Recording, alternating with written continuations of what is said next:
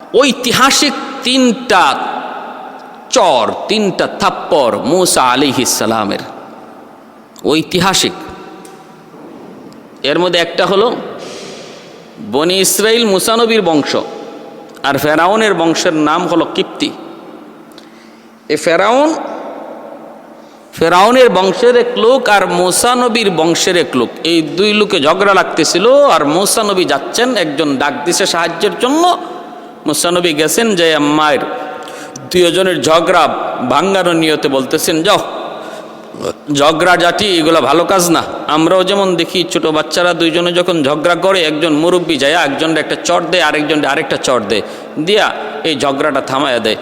হযরত মূসা কালিমুল্লাহ তিনিও এইরকমভাবে একটু হালকা থাপ্পড় দিয়া, বেড়া যাও, পারে না এই কথা বইলা যে একটা থাপ্পড় দিলেন, একটা চর দিলেন।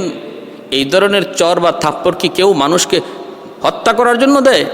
ঝগড়া ভাঙ্গানোর জন্য হালকাভাবে দেয়। মূসা নবীও হালকাভাবে দিলেন।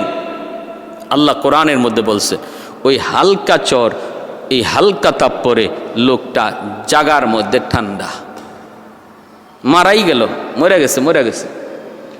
তাহলে কি কেমন শক্তি ছিল মূসা নবীর হাতে?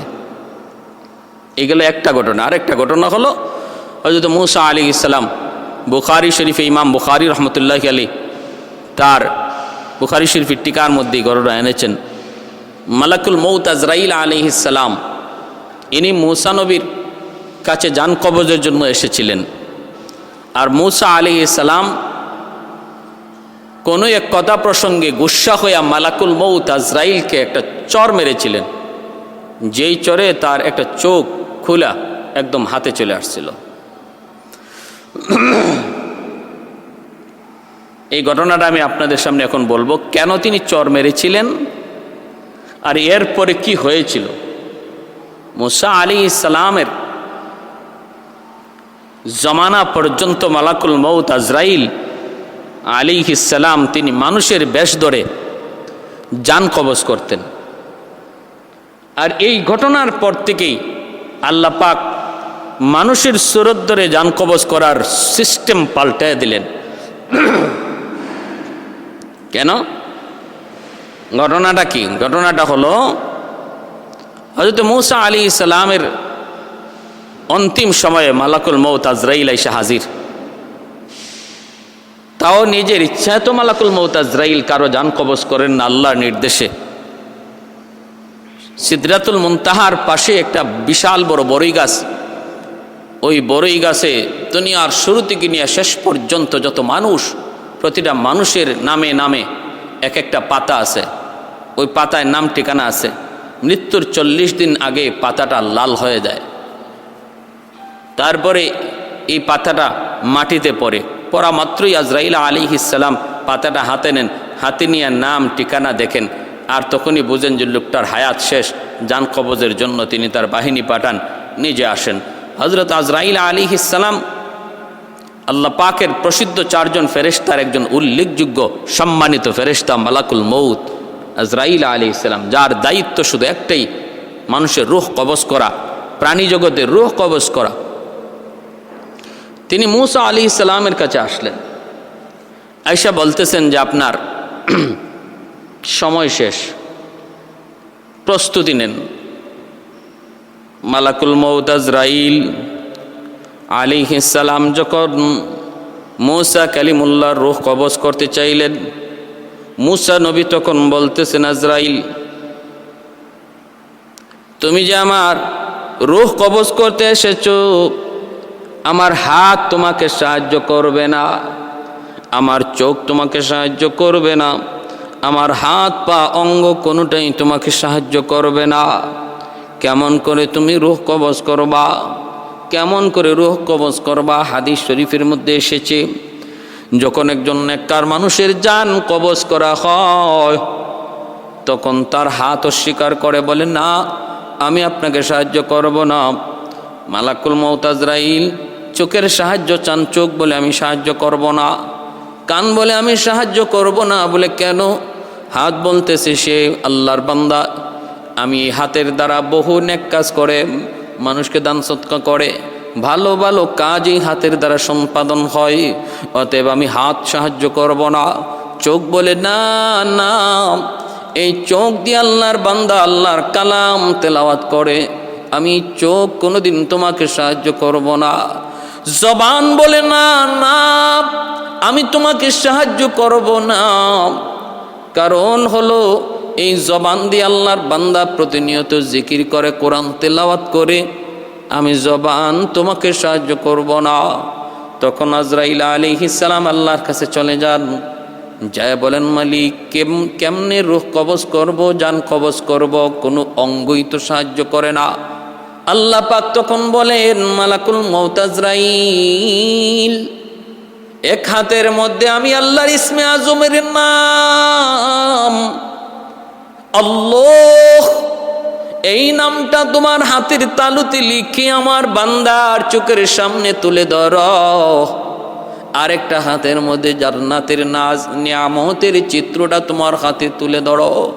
আমার আশিক যখন আমি আল্লাহর ইসমে আজমের নাম, আমার জাতি নাম আল্লাহ দেখতে পাবে, তখন সে আমার এত পাগল হয়ে যাবে, এত পাগল, তখন ওই হালতে সে তার জায়গায় থাকবে না। আমার ইশক আর মহব্বত তার পাগল দেওয়ানা বানায় ফেলবে, আর জান্নাতের নাজ নিয়ামত দেখা মাত্রই ওই জায়গায় যাওয়ার জন্য পাগল হয়ে যাবে। ওই মুহূর্তে তুমি তার রূহটা কবজ করে নিও, কারণ ওই সময়টাতে তার হাত পায়ের কোনো খবর তার থাকবে না। সুবহানাল্লাহ। এর একজন আশিক যখন মাশুকের কাছে যেতে চায়, নদীর ওই পারে যদি তার প্রেমিকা থাকে, এই পারে যদি প্রেমিক থাকে, প্রেমিক যদি ওই পারে যেতে চায় প্রেমিকার কাছে, নদীতে পানি কি পরিমাণ আছে, পানিটা ঠান্ডা কি পরিমাণ আছে, এই নদীতে কুমির আছে নাকি তিমি মাছ আছে, কি তারে ধরবে, কি হবে, কোনো খেয়াল তার থাকে না। একটাই শুধু টার্গেট থাকে, আমি কখন আমার প্রেমিকার কাছে পৌঁছবো, আমি কখন আমার মাশুকের কাছে পৌঁছবো। এজন্য আশিকের গায়ে কোনো ঠান্ডা লাগে না, আশিকের গায়ে পানি কি পরিমাণ আছে সেই বুঝটাও তখন থাকে না। ভাইরা বন্ধুরা, জন্যই একজন নেককার মুমিন আল্লাহ পাগল, আল্লাহ পাগলের সামনে যখন আল্লাহর নামটা ধরে তোলা হয়, জান্নাতের নাজ নিয়ামত দেখা হয়, তখন আল্লাহর কাছে যাবার জন্য সে এত পাগল, এত দেওয়ানা হয়, ওই মুহূর্তে তার রূহ কবজ কেমনে হয়, কিভাবে হয় সে টের পায় না। মূসা আলাইহিস সালাম বলতেছে, মালাকুল মউত আজরাইল, এ ভাই আজরাইল, কেমনে আমার রূহ কবজ করবা? হাত তোমাকে সাহায্য করবে না, কান তোমাকে সাহায্য করবে না, জবান তোমাকে সাহায্য করবে না। ওই অবস্থায় তিনি বলতেছেন, আমার যেভাবে মন চায় এইভাবে আমি রূহ কবজ করব, যেভাবে মন চায় এইভাবে রূহ কবজ করব। এই কথাটা বলা মাত্রই মূসা কালিমুল্লাহর গুস্সা উঠে গেল, কারণ তিনি তো নরম না, তিনি খুব গরম নবী, খুব গরম নবী মূসা কালিমুল্লাহ। যখন গুস্সা উঠত, এই টুপিটা ছিদ্র হইয়া চুলগুলা খাড়ায় যেত। মূসা কালিমুল্লাহ এত গরম নবী ছিলেন, ওই নবীর সাথে সাথে গরম হয়ে গেলেন। কয় কি, যেভাবে তার মন চায় সেভাবে রূহ কবজ করবে। একটা গায়ে চর মাইরা দিলেন, তার গালে একটা চর মাইরা দিলেন। এই চর মারতে দেরি, মালাকুল মউত আজরাইলের চোখ খুইলা হাতে আসতে দেরি হলো না। এই হাতে চোখ লইয়া তিনি আল্লাহর কাছে যাই নালিশ দিলেন, মালিক এই যে নেন আমার চোখ। বলে কেমনে? কয় মূসা মারছে। কয় কেন মারছে? কয় জান কবজ করতে গেছিলাম। আল্লাহ পাক কয়, মূসা ঘটনা কি, কেন এমন তুমি করলা? মূসা নবী কয়, মালিক এমনি এমনি মারি নাই, আমি জিজ্ঞেস করা মাত্রই আজরাইল সে বলতেছে তার যেভাবে মন চায় সেভাবে জান কবজ করবে। মালিক জান কবজের পুরাপুরি অধিকার, পুরাপুরি ক্ষমতা কি আপনি আজরাইলকে দিয়ে দিছেন? হতেই পারে না আপনার অনুমতি ছাড়া সে জান কবজ করবে। কেমন করে? সে যদি বলতো আমার আল্লাহ যেভাবে চান সেইভাবে জান কবজ করব, তাহলে আমার কোনো আপত্তি ছিল না। কিন্তু তোমার আজরাইল বলতেছে তার যেভাবে মন চায় সেভাবে জান কবজ করবে। কথাটা কি রাইট না রং? আল্লাহ তুমি ভালো বুঝো। এবার আল্লাহ বলতেছেন, আজরাইল কথাটা তোমার হয় নাই, নবীর সাথে এইভাবে কথা বলা ঠিক হয় নাই, তোমার তো রং হয়েছে কথা বলার মধ্যে। ঠিক আছে, আমি দেখতেছি এই কথা বইলা মালাকুল মউত আজরাইল আলাইহিস সালামের চোখ আল্লাহ পাক আবার ভালো করে দিলেন। এরপরে মালাকুল মউত আজরাইল বলতেছে, মালিক ভালো কথা, দোষ আমারই হয়েছে, কথাটা আমার ঠিক হয় নাই, 1000 বার মেনে নিলাম, কিন্তু আমি এই কাজ করবো না, আমি এই দায়িত্ব আর পালন করবো না। কেন? আল্লাহ আজকে তোমার নবী মুসা কালিমুল্লাহ মারছে, আগামীকাল আবার কে মারে ঠিক নাই, কারণ কামটা তো বেশি ভালো না। বাবার সামনে সন্তানের রূহ কবজ করে নিয়ে আসি, এই দৃশ্যটা, এই কথাটা, এই বিষয়টা বাবা কেমন করে মানবে? সন্তানের সামনে বাবার রূহ কবজ কেমন করে সন্তান সেটা সইবে? ভাইয়ের সামনে ভাই কেমন করে ভাই সেটাকে সহ্য করবে? স্ত্রীর সামনে স্বামীর রূহ কবজ কেমন করে সেটা স্ত্রী সইবে? অতএব কাজটা এত বেশি ভালো নয়, কাজটা বড় জটিল। আল্লাহ এই দায়িত্ব আমাকে দিয়েন না, মাপ চাই।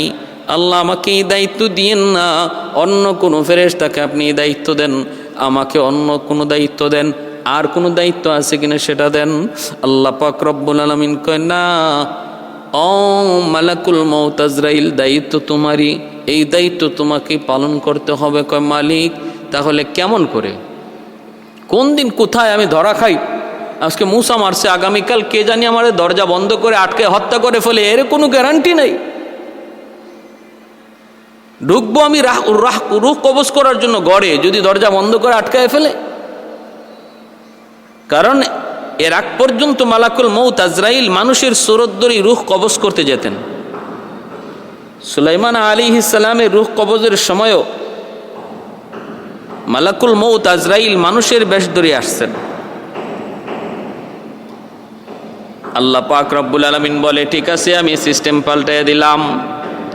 সিস্টেম আমি পাল্টায় দিলাম বলে কেমনে? কয় এখন থেকে আর মানুষের বেশ ধরে তুমি রূহ কবজ করবা না, তোমাকে অদৃশ্য বানাইয়া পাঠাবো, অদৃশ্য করে পাঠাবো। কেউ তোমারে দেখবে না, দেখবে শুধু মৃত্যুমুখের যাত্রী মানুষটা শুধু তোমারে দেখবে, আর কেউ তোমারে দেখবে না, আর কেউ তোমারে দেখবে না। মালাকুল মউত আজরাইল বলতেছেন, মালিক তাহলে ভালো কথা বুঝলাম, কিন্তু গালাগালি কই যাবে? বলে কি গালাগালি? আমি যখন রূহটা কবজ করে নিয়ে আসি তখন তার আপনজন প্রিয়জনরা আমাকে গালি দেয়। বাবার রূহ কবজ করে আনলে সন্তান আমারে গালি দেয়। আজরাইলের আর কোনো কাম নাই, খায়া কাম নাই, আমার আব্বার রূহটা কবজ করে নিয়ে গেছি, আজরাইল ভালো না। বউয়ের সামনে স্বামীর জান কবজ করলে স্ত্রী কয় আমাকে আমি ভালো না। সন্তানের রূহ কবজ করে নিয়ে আসলে বাপ মা আমারে গালি দেয়। আল্লাহ গালি যাবে কোথায়? আল্লাহ পাক তখনও বলেন, ঠিক আছে এই সিস্টেমটাও আমি আল্লাহ পাল্টায় নিলাম, এখন থেকে আর স্বাভাবিক মরণ নয়, কোনো না কোনো একটা উজর থাকবে, কোনো না কোনো একটা উসিলা থাকবে, কোনো না কোনো একটা উসিলায় আমি কারো না কারো রূহ কবজ করাবো। হয়তো মৃত্যুর আগে তার জ্বর হবে, মৃত্যুর আগে পেট ব্যথা হবে, মৃত্যুর আগে তার স্ট্রোক হবে, মৃত্যুর আগে তার হার্ট অ্যাটাক হবে, মৃত্যুর আগে তার অ্যাক্সিডেন্ট হবে, মৃত্যুর আগে তার আগুনে পোড়া হবে, মৃত্যুর আগে তার গায়ে গুলি লাগবে, গুলি, মৃত্যুর আগে তার গায়ে ছুরি লাগবে, মৃত্যুর আগে সে গলায় রশি লাগাবে, মৃত্যুর আগে সে পানিতে পড়বে। কোনো না কোনো একটা উসিলা তার জীবনে আমি আল্লাহ দিয়া দিব। তখন মানুষের তোমারে গালি দিবে না, মানুষ বলবে হার্ট অ্যাটাক করে মারা গেছে। কেমনে মারা গেছে? কয় স্ট্রোক করে মারা গেছে। কেমনে মারা গেছে? কয় পানিতে পড়ে মারা গেছে। কেমনে মারা গেছে? কয় রোড অ্যাক্সিডেন্টে মারা গেছে। অথচ তার হায়াত শেষ, মূলত তার হায়াত শেষ, এটাই হলো বাস্তবতা।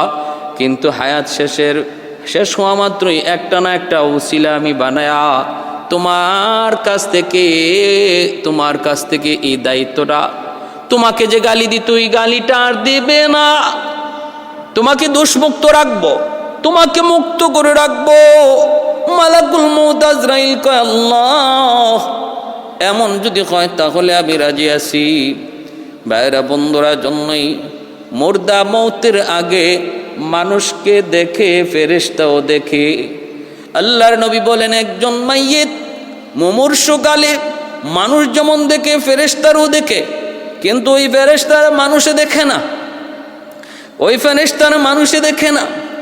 সে যদি নেককার হয় আল্লাহ বলা হয় রেশমি রুমালের মধ্যে জান্নাতি রুমালের মধ্যে এক ধরনের সুঘ্রাণ নিয়ে সে ঘরে ঢুকবি, পুরা ঘরটা জান্নাতে মোহিত হয়ে যাবে। ওই তখন মুমূর্ষ মানুষটা ফেরেশতাকে দেখতে পাবে, মালাকুল মউত আজরাইল নূরানি চেহারার, ঘরটা জান্নাতে সুঘ্রাণে মুগ্ধ হয়ে যাবে। ভাইরা বন্ধুরা, আর আইসা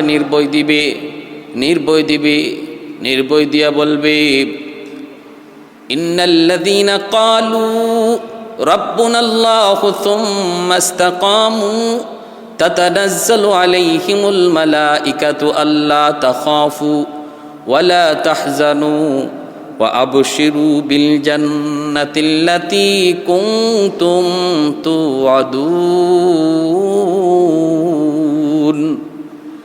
ও আল্লাহর বান্দা, সুসংবাদ গ্রহণ করো, সুসংবাদ। ভয় নাই, টেনশন নাই, আমরা রহমতের ফেরেশতারা এসেছি, রহমতের ফেরেশতারা তোমার রূহ কবজ করতে এসেছি। টেনশন করো সন্তানের না, কোনো টেনশন নাই। আমরা ফেরেশতারা ওয়াদা দিলাম, আমরা তোমার হয়ে তোমার সন্তানের দেখশন করব। তুমি তোমার মৃত্যুর পরবর্তী জীবন নিয়ে তুমি পেরেশান না, তাও তুমি টেনশন করো না। আমরা রহমতের ফেরেশতারা কবর জগৎ নিয়ে জান্নাত পর্যন্ত তোমার সঙ্গে থাকবো, টেনশন নাই, কোনো ভয় নাই, পেরেশানি নাই। ভাইয়েরা বন্ধুরা, এভাবে তারা সুসংবাদ দেয়, নির্ভয় দেয়। এজন্যই ওই মুর্দা মানুষটা তখন নেককার মানুষে দেখে, নেককার হলে সে রহমতের ফেরেশতা দেখে, আর যদি বদকার হয় তখন আযাবের ফেরেশতাকে দেখতে পায়। চোখটা শুধু ঘুরাইতে থাকে, লুকাইবার চেষ্টা করে, ভয় পায় কে যেন তার ঘরে ঢুকছে। এরা কারা? মাঝে মাঝে এমনও কেউ বলে, হ্যাঁ এরা কারা? পাশে যে মানুষটা বসা সে দেখে না, কিন্তু মৃত্যু মুখের যাত্রী মানুষটা তখন দেখতে পায় আর বলে, ওরা কারা গো, ওরা কারা? ভয় পায়, রুটা বের হতে চায় না। ভাইরা বন্ধুরের জন্য আল্লাহ বলতেছেন আজরাইল মৌতের আগে উসিলা বানিয়ে দেব, উসিলা। ভয় নাই, টেনশন নাই, আর তোমাকে আমি অদৃশ্য বানিয়ে পাঠাবো, কেউ দেখবে না, দরজা বন্ধ করা লাগবে না। দরজা যদি বন্ধ করাও থাকে, বুলেট প্রুফ গাড়িতে থাকে, বুলেট প্রুফ জ্যাকেট পরা থাকে, তবু তোমাকে আটকাইতে পারবে না। বুলেট প্রুফ জ্যাকেট পরা বুলেট ফিরানো যায়, বুলেট প্রুফ গাড়িতে বৈশা গাড়ি থেকে বুলেট ফিরানো যায়, কিন্তু আজরাইল প্রুফ কোনো গাড়ি আর জ্যাকেট আজও পর্যন্ত কেউ বানাইতে পারে নাই। ভাইরা বন্ধুরা, জন্য বলতেছিলাম, আল্লাহ কয় না, মালাকুল মউত আজরাইল দায়িত্ব তোমারই। আল্লাহ পাক রব্বুল আলামিন এই দায়িত্ব মুসা কালিমুল্লাহর জমানা পর্যন্ত যে সিস্টেম ছিল রূহ কবজের একরকম, আর ওই দিনের ঐতিহাসিক ওই থাপ্পড় চোর মালাকুল মউত আজরাইলকে দেওয়ার পরে সিস্টেম আল্লাহ পাল্টে দিছেন। আগের সিস্টেমে না, পুরা ভিন্ন সিস্টেমে রূহ কবজ করেন। আরেকটা ঘটনা হলো ঐতিহাসিক চোর ফেরাউন, ছোট্ট মুসা কালিমুল্লাহ, ফেরাউনের ঘরে আল্লাহ লালন পালন করাইলেন। ওই মুসা কালিমুল্লাহ ফেরাউনের ঘরেই লালন পালন হলেন। আল্লাহর কুদরত বুঝাবর দায়, যারে মারার জন্য ফেরাউনের পুরা রাজত্ব ক্ষমতা লেলায় দিল। 1000 শিশু বাচ্চা জবাই করলো। যেই বাচ্চার বয়স, সেই বাচ্চা মুসা কালিমুল্লাহকে আল্লাহ পাক ফেরাউনের ঘরেই লালন পালন করাইতেছেন। এক পর্যায়ে ফেরাউন বিবি আসিয়াকে বলতেছে, দেখি বাচ্চাটারে আমার কুলে একটু দাও, একটু আদর করতে মন চায়। মুসা নবীকে ফেরাউন কুলে নিল, কুলে নিয়ে আদর করতেছে, একটু হাঁটাচলা করতেছে, মায়া লাগতেছে, চুমা দিবার ইচ্ছে হয়েছে, চুমা। নবীগণ যদিও কুলের শিশু, কিন্তু আল্লাহ তাদেরকে বড় মানুষের বুঝ দিয়ে রাখেন। যেই মাত্র চুমা দিতে যাবে, এমনি মূসা নবী কুলে থাইকা ফেরাউনের কুলে বইয়া তিনি মনে মনে ভাবতেছেন, তুই এত বড় নাফরমান, এত বড় নাফরমান, তুই তোরে খোদা কস, তুই এত বড় বেঈমান, তুই তোরে খোদা বলো, আবার আমারে তুই চুমা দিবি। যেই মুখ দিয়া তুই নিজেরে খোদা কইয়া ডাক দাও, এই মুখ কত বড় নাপাক, আজকে ওই মুখ দিয়ে বুঝি তুই আমার গালে চুমা দিবি? ইম্পসিবল, অসম্ভব। চুমাটা দেওয়া মাত্রই মূসা কালিমুল্লাহ মুখটা সরায় নিলেন। ফেরাউন আর চুমা দিতে পারে নাই। এইবার তিনি হাতটা উঁচা কইরা ফেরাউনের গালে একটা চর খসাইলেন। কেন? তুই যে এত বড় অন্যায় করতে চাইছিলি, এর বদলা তুই লইয়া যা। ফেরাউনের কুলে বইয়াই ফেরাউনের গালে চোর, ছোট্ট মানুষের চোর। কিন্তু ফেরাউন বুঝতে পারছে এটা কত ওজন, চর কত ওজন। ডাক দিছে আসিয়া, দৌড়ে আসছেন বলে কি কই মা, যেই পোলাটারে আজকে গড়ে আনছো নিজের সন্তান বইলা তুমি পালবা, আমার তো ভয় হয়। এটাই ওইটা? কোনটা? কই যেই পোলার ভয়ে আমার ঘুম হারাম, খানা হারাম, সব হারাম। বনি ইসরাইলের যেই পোলা, যেই বাচ্চার ভয়ে আমার সব হারাম হয়ে গেছে, আমার তো মনে হয় এই বাচ্চাই ওইটা, এটাই ওইটা। বলে কেমনে বুঝলা? কই আমি তো তার একটু আদর করতে লইছিলাম, আদর নেয় নাই। শুধুমাত্র আদর নেয় নাই তা না রে আসিয়া, আমার গালে এমন এক চর মারছে, আমি বুঝছি এটা কি যা চর। অতএব আসিয়া আমার মনে হয় ইডে ওই হিডা, এই বাচ্চাটাই ওইটা, এটাই ওইটা, যার বয়ে আমার সব হারাম, যার হাতে আমার রাজত্ব যাবে। বনি ইসরাইলের আসিয়া বলতেছেন, তোমার মাথা খারাপ হইছে নাকি? এই বাচ্চা বনি ইসরাইলের হয় কেমন করে?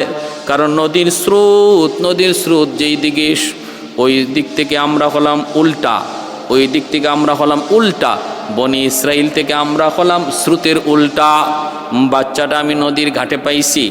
যদি এটা বনি ইসরাইলের বাচ্চা হইতো, বাক্সের মধ্যে স্রোতের উল্টা আসার কথা না, ওটা স্রোতের বাইলে বাইলে যাওয়ার কথা, স্রোতের বায়ে বায়ে যাওয়ার কথা। ফেরাউন কয় কথাটা তো ঠিক, কথাটা তো ঠিক। তাদের ব্রেইনে, ফেরাউনের ব্রেইন সহ সমস্ত মানুষের ব্রেইনের যুক্তিকে অকেজো বানায় দিয়েছেন কে? বলে আমার আল্লাহ। কেমনে? কারণ মূসা নবীর এই বাক্সটাকে তাফসীরে কুরতুবীর মধ্যে লিখেন, আল্লাহ পাক স্রোতের উল্টা দিকে চালাইছিলেন। ক্ষমতা আল্লাহর আছেনি না নাই? আহাদুন লাইসা কামিসলি সামাদুন লাইসা কাফাদলি লিমানিল মুলকু তুগুই তু সাজাওয়ার খুদাই, তো খুদাওয়ান্দ ইয়ামিনি তো খুদাওয়ান্দ ইয়াসারি, তো খুদাওয়ান্দ জমিনি তো খুদাওয়ান্দ সামাই, তো রহিমি তো করিমি তো সামিঈ তো বসীরি, তো মুইজ্জি তো মুযিল্লি তো মালিকিল আরশি বাজাই, বরি আজ খুরদন ও খুফতন, বরি আজ তুহমতি মরদন, বরি আজ বিম উমিদি, বরি আজ রঞ্জ বালাই। বাইরা বন্ধুরা, এইবার আসিয়াকে ফেরাউন কয়, না না, এর ফরো আমার ভয় হয়, চরটা মারছে বড় সাংঘাতিক চর। আসিয়া বলতেছেন, না না, ছোট বাচ্চা বুঝে না সুঝে না, ছোট বাচ্চারা স্বাভাবিকভাবেই হাত নাড়াচাড়া করে, হয়তো তোমার গালে লাগছে, তুমি বলতেছো চর। ফেরাউন কয়, না রে আসিয়া, চরটা তো আমি খাইছি, আমি বুঝি এটা কত সাংঘাতিক চর, আমি খাইছি, আমি বুঝি চরটা আমি খাইছি। যদি তুমি খাইতা, তুমি বুঝতা এটার মধ্যে কি শক্তি আর কি পাওয়ার। বুঝছেই মারছে না, বুঝছে না। তার এই চর আর থাপ্পড়ের ঢং আর নমুনায় বলে সে আমাকে চরটা খুব বুঝে শূন্য মারছে। আসিয়া বলতেছেন, তাহলে পরীক্ষা করা হোক, সে বুঝে না, না বুঝে। চরটা বুঝে দিল না, না বুঝে দিল। থাপ্পড়টা বুঝে মারল না, না বুঝে মারল। কেমনে পরীক্ষা করবা? আসিয়া বলতেছেন, একদিকে স্বর্ণের চাকা রাখবো, আর একদিকে আগুনের চাকা রাখবো।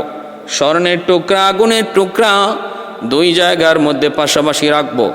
এরপরে মুসার আমরা বাচ্চাটারে ছেড়ে দিব। এই বাচ্চাটা যেদিকে যায় খেয়াল করব, যদি যায় সে আগুনে দৌড়ে তাহলে বোঝা গেল সে না বুঝা মারছে, আর যদি সে স্বর্ণের টুকরার মধ্যে ধরে তাহলে বোঝা যাবে সে বুঝা মারছেই। ফেরাউনে কয় তাহলে পরীক্ষাটা ভালো এটাই হোক, স্বর্ণের টুকরা আগুনের টুকরা কাছাকাছি রাইকা মুসা নবীর ছাইরা দিল। ছোট্ট বালক, ছোট্ট দুধের শিশু মুসা কালিমুল্লাহ বুঝেন, 100% বুঝ, কারণ নবী তো শিশুকালে আল্লাহ বুঝ দিয়া রাখছে। ঈসা নবীর আল্লাহ মায়ের কুলে থাকতে বুঝ দেয় নাই, বুঝ দিছে। মারে যখন ওরা অপবাদ দেয় মার কুলে থেকে ঈসা নবী বলেছিলেন ইন্নী আব্দুল্লাহ আতানিয়াল কিতাব ওয়া জাআলানি নবিয়্যা। আমার মাকে অপবাদ দিও না, আমার মা মরিয়ম সে দোষী নয়, খারাপ কিছু করেন নাই, পুত পবিত্র আমার মা, আল্লাহর কুদরতে আমার জন্ম, আমি আল্লাহর এক গোলাম, আল্লাহ আমাকে নবী বানায় পাঠাইছেন। এখন মুসা নবীও পায়ে হাঁটুগালা দিয়ে দিয়ে সামনের দিকে আগাইতেছেন। ওনার পুরাপুরি বুঝ আছে কোনটা স্বর্ণ কোনটা আগুন, স্বর্ণের দিকেই যাচ্ছেন। ফেরাউন আসিয়াকে বলতেছে ওই দেখো যায়, তুমি বলছিলে না বুঝা মারছে, ওই স্বর্ণের দিকে যাচ্ছে, বুঝো সে পুরাপুরি বুঝ আছে তার। আসিয়াও ভয় পাইতেছিলেন, স্বর্ণের কাছাকাছি গেছেন, হাত দিয়া দিবেন এমনি আল্লাহ পাক জিব্রাইল আমিনকে বলে জিব্রিল তাড়াতাড়ি যাও, আমার মুসা তো সব বুঝে সব জানে, কিন্তু এই মুহূর্তে যদি স্মরণে হাত দেয় তাহলে ভেজাল বেড়ে যাবে, ভেজাল থামাইতে হবে, যাও হাতটাকে আগুনে দিয়ে দিও। মুসা নবী হাত বাড়াইছেন আগুনের দিকে, আর জিব্রাইল আমিন অদৃশ্য থেকে হাতটারে ফালাইয়া দিছেন আগুনের উপরে। তিনি হাত বাড়াইছেন স্বর্ণের দিকে, আর জিব্রাইল আমিন হাত দিয়ে দিছেন আগুনের উপরে। যেই মাত্র আগুনে হাত দিছেন মুসা আলাইহিস সালাম আগুনে হাতটা দিয়েই উনি যে বুঝেন না এটা আল্লাহ আরো ভালো করে বোঝানোর জন্য ওই আগুনের আংরাটারে হাতে লইয়া, শিশু বাচ্চাদের যে অভ্যাস, এই অভ্যাসটা অনুযায়ী হাতে লইয়া মুখে দিয়া দিলেন, আগুনের আংরা হাতে নিয়া মুখে দিয়া দিলেন, হাতও পুরলো, মুখের জিব্বার আগাটাও পুরলো।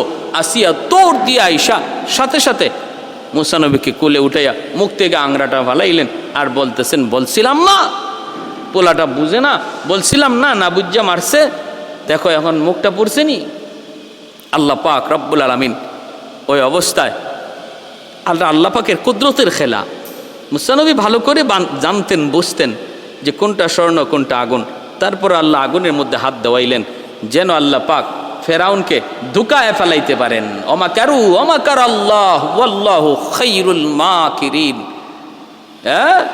ভাইয়েরা বন্ধুরা, এজন্য বলতেছিলাম আল্লাহ পাক রব্বুল আলামিন ওই মুসা কালিমুল্লাহ তিনার ঐতিহাসিক 3টা চরের ভিতরে একটা হলো ফেরাউনের গালে চর। ফেরাউন কয় মনে হয় চরটা না বুঝেই মারছে, কিন্তু এত শক্তি আসলো কোত্থেকে এই চরে, এত পাওয়ার আসলো কোত্থেকে? কারণ এটা নবীদের হাতের চর, এটা নবীর হাতের শক্তি, যার পিছনে আল্লাহর কুদরতি শক্তি আছে। উলামায়ে কেরামকে যারা দুর্বল মনে করেন, ভাববেন না এরা দুর্বল। মুসা নবী ছোট্ট দুধের শিশু, দেখতে দুর্বল, কিন্তু পিছনে ছিল আল্লাহর গাইবী অদৃশ্য শক্তি। উলামায়ে কেরাম দেখতে দুর্বল, কিন্তু পিছনে রয়েছে আল্লাহর শক্তি, আল্লাহর হাত। আল্লাহর ওলিগণ দেখতে দুর্বল, নরম, কিন্তু যখন খেপে যাবে, যখন হাত উঠাবে, তখন বুঝতে হবে তাদের পিছনে রয়েছে আল্লাহর হাত। পিছনের কি রয়েছে? আল্লাহর হাত। এজন্যই মান আদলি ওয়ালিয়ান ফাকাদ আযানতু বিল হক, সাবধান, আল্লাহর ওলিদের সাথে, নবীর ওয়ারিস উলামায়ে কেরামের সাথে বেয়াদবি করব না, তাদের পিছনে লাগার চেষ্টা করব না, সর্বদা তাদের সহযোগী থাকব। কারণ আল্লাহওয়ালাদের বিরোধিতায় কেউ লিপ্ত হলে সে যেন আল্লাহর বিরোধিতায় লিপ্ত হয়, তখন আল্লাহ তার মোকাবেলায় দাঁড়িয়ে যান। আল্লাহ আমাদের সবাইকে বুঝার এবং আল্লাহর সমস্ত বিধিবিধান মাইনা আল্লাহর কুদরতি শক্তিকে নিজের পাশে রাখার, মুসলমান সর্বদা আল্লাহর শক্তি নিয়ে চলার, আল্লাহর পাওয়ার নিয়ে সামনে আগাইবার তৌফিক দান করুন। দুনিয়ার সমস্ত শক্তি মিছে ধোঁকা, আর আল্লাহর শক্তি হলো আসল, আল্লাহর শক্তি হলো মূল। আমরা আল্লাহর শক্তি নিয়ে সামনে আগাবো আল্লাহকে রাজি খুশি করার মাধ্যমে। আল্লাহ তৌফিক দান করুন। ওয়া আখির দাওয়ানা আনিল হামদুলিল্লাহি রব্বিল আলামিন।